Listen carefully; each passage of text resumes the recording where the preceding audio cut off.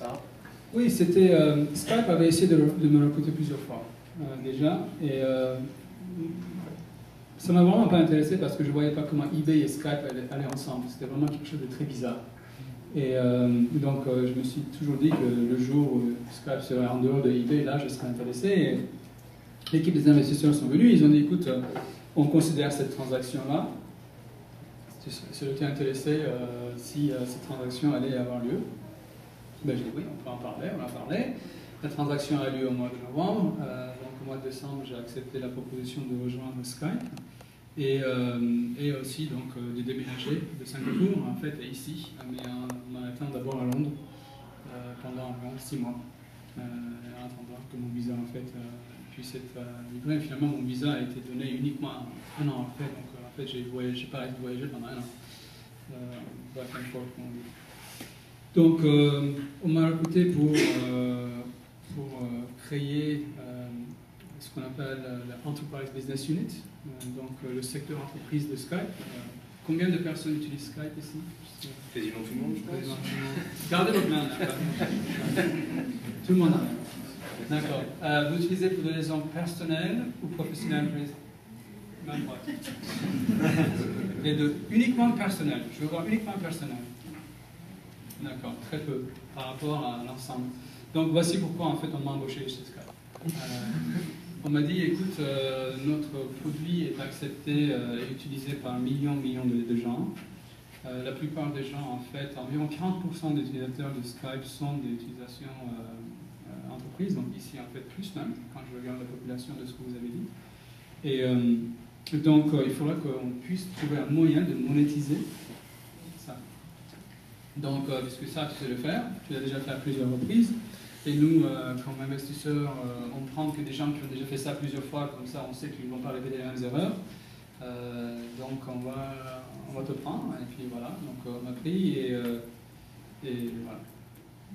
Ça représente le chiffre d'affaires sur Skype, la partie business? Tu sais, je ne peux pas te dire malheureusement ça, parce qu'en fait, c'est un truc qui croît énormément. C'est ça ce que je peux dire, parce que c'est normal, d'abord on est sur une base qui est relativement petite par rapport à la base de consommateurs. Et deuxièmement, les gens qui achètent en entreprise, en fait, achètent plus. Parce qu'une fois qu'ils comprennent la valeur, ils vont dépenser beaucoup plus parce qu'ils ont un bon justificatif pour pouvoir le faire. En plus, ils sont remboursés par leur société, si c'est eux qui le font individuellement, ou si les sociétés achètent, c'est encore mieux.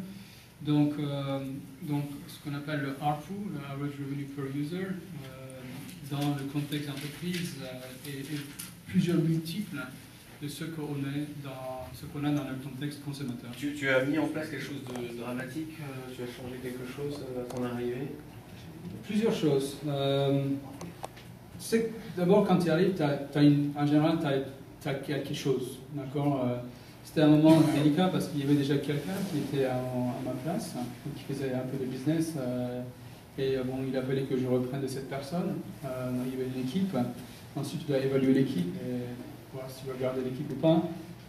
Donc, ces moments-là, en général, ne sont pas rigolos, qui que ce soit. Donc, une fois que cette phase est passée, on a mis en place une nouvelle stratégie pour notre équipe. J'ai décidé que ce serait à Palo Alto qu'on fera tout. Donc, on a déménagé en fait toute l'équipe qui restait à Palo Alto. Et ensuite, on a commencé à recruter ici. Et puis ensuite, on a créé des nouvelles technologies. Et ça nous a permis d'avancer. Par exemple, il y a un produit qui s'appelle Skype Connect. Ça me rappelle encore les jours de SS7, où on connecte Skype avec les PBX, les autocommutateurs d'entreprise. Donc cette fameuse entreprise a d'économiser beaucoup de sous quand ils appellent les pays de leur destination. Donc voilà un petit peu, il y a beaucoup de choses que je ne peux pas dire malheureusement, je suis désolé. Mais si vous êtes intéressé, il y a un livre qui s'appelle S1 Filing. Donc vous allez sur Edgar. Donc comme on allait faire leur IPO, on a écrit beaucoup sur les Edgar. Donc il y a tout. Il y a en fait toute notre stratégie qu'on peut parler, qu'on peut dire, mais malheureusement je ne peux pas en dire plus. Donc là, Microsoft vient donc de racheter Skype. Tu sais le job que tu vas faire? Quand, maintenant ou demain? Demain. Non, pas encore. Tu sais, on est dans une phase où en fait le deal est annoncé mais pas mais close. Pas, comment on dit fermé en français? Close. Consommé. On n'est pas consommé. Ils vont littéralement nous consommer. Donc on doit attendre le contexte, enfin on doit attendre que la Commission européenne approuve et aussi les Department of Justice l'approuvent. Et ça peut prendre au moins jusqu'à décembre. Il y a déjà cette phase. Pendant cette phase-là, c'est business as usual. D'accord?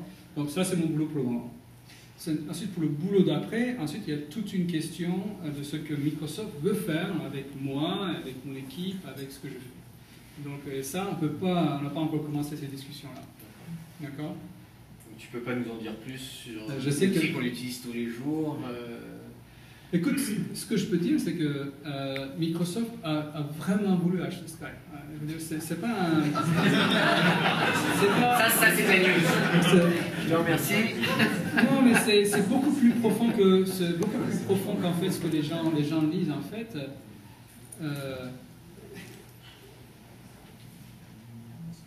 En 2001, lorsque j'étais dans une revue avec Steve Ballmer, j'essayais de lui faire comprendre que la communication de temps réel était vraiment quelque chose d'important et qu'il fallait que Microsoft investisse dessus. Et je n'ai pas pu le convaincre. Lui m'a donné de l'argent, on a pu faire ce qu'on a pu faire, mais ce n'était pas l'époque où il allait investir 8 milliards de dollars sur les technologies de communication de temps réel. Ça n'avait pas arrivé à l'époque.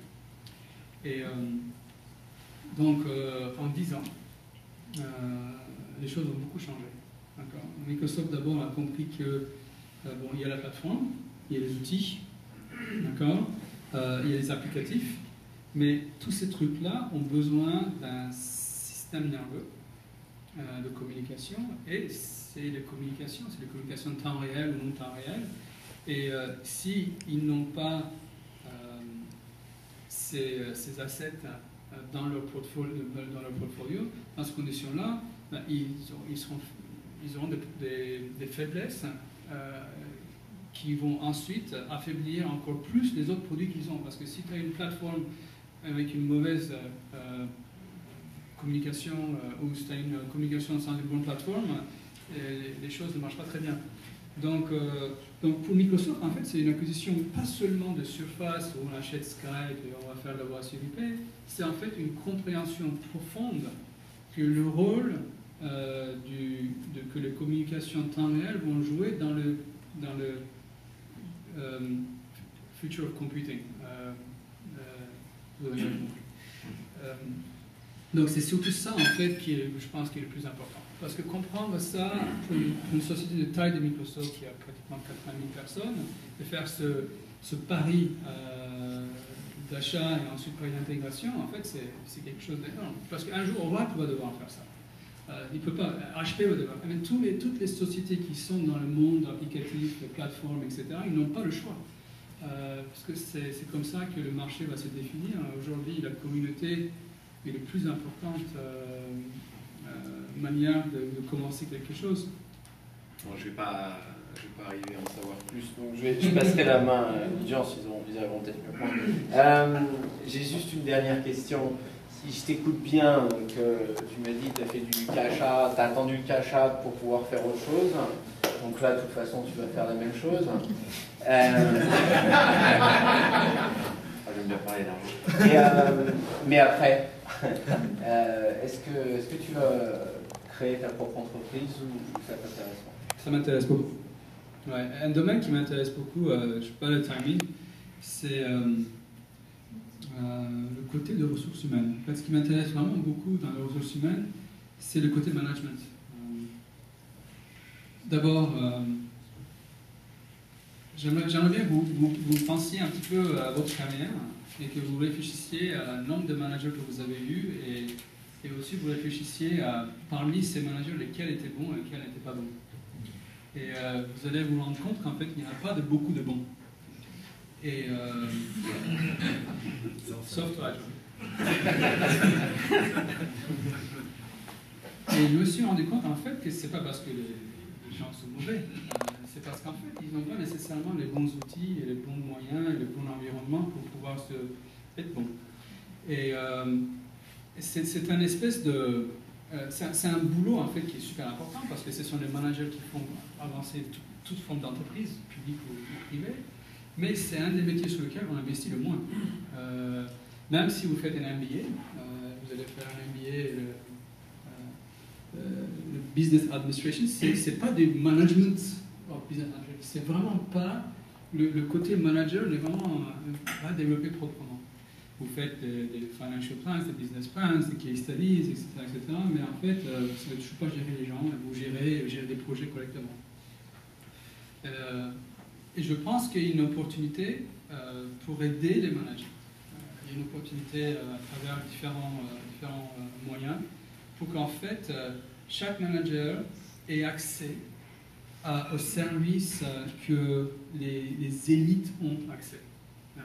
Quand je parle des élites, en fait, je parle des CEOs ou les gens qui sont juste en dessous des CEOs, ils travaillent avec des executive coaches.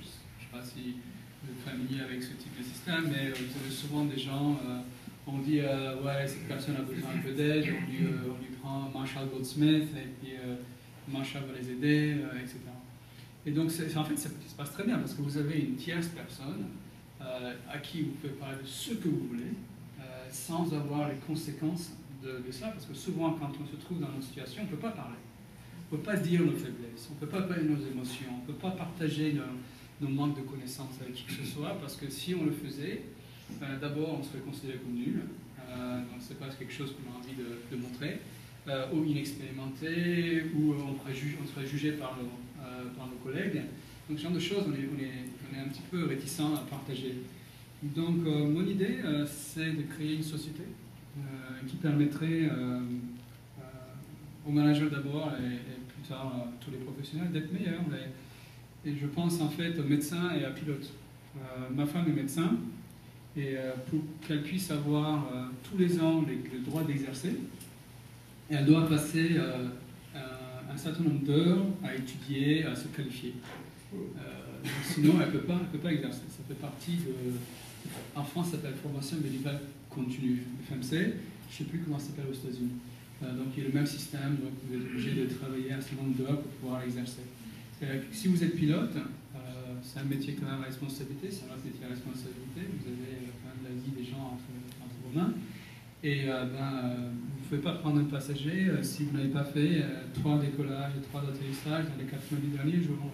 Si vous n'avez pas passé votre test tous les 6 mois d'emergency, si vous n'avez pas fait tous les 2 ans votre examen à nouveau. Donc il y a en fait une espèce de contrôle de qualité, j'ai envie de dire, pour un certain nombre de métiers. Par contre, pour le manager, il n'y en a pas. En fait, vous êtes manager à vie. Et que vous soyez pratiquement bon ou pas bon, vous restez manager. Et on ne vous donne même pas les moyens de vous améliorer. Même si on vous le donnait, vous allez en formation pendant quelques jours, vous revenez, en fait, votre manager s'en fout complètement de ce que vous avez fait en formation.